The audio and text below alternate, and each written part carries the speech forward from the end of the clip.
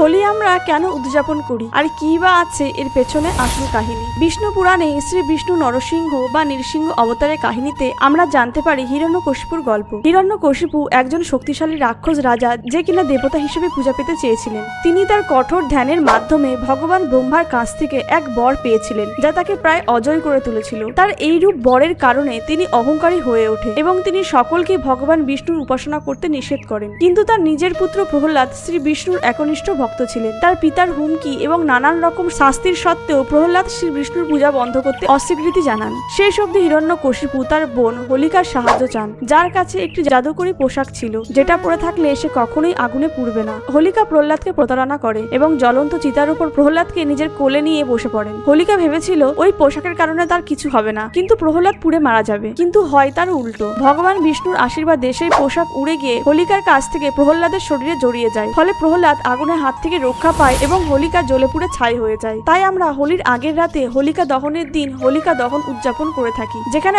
অশুভ ধ্বংসের প্রতীক হিসেবে অগ্নি প্রজ্বলন করা হয় এবং পরের দিন হোলি রং দিয়ে পালিত হয়, যা আনন্দ, নবায়ন এবং অশুভের উপর ভালোর বিজয়কে চিহ্নিত করে।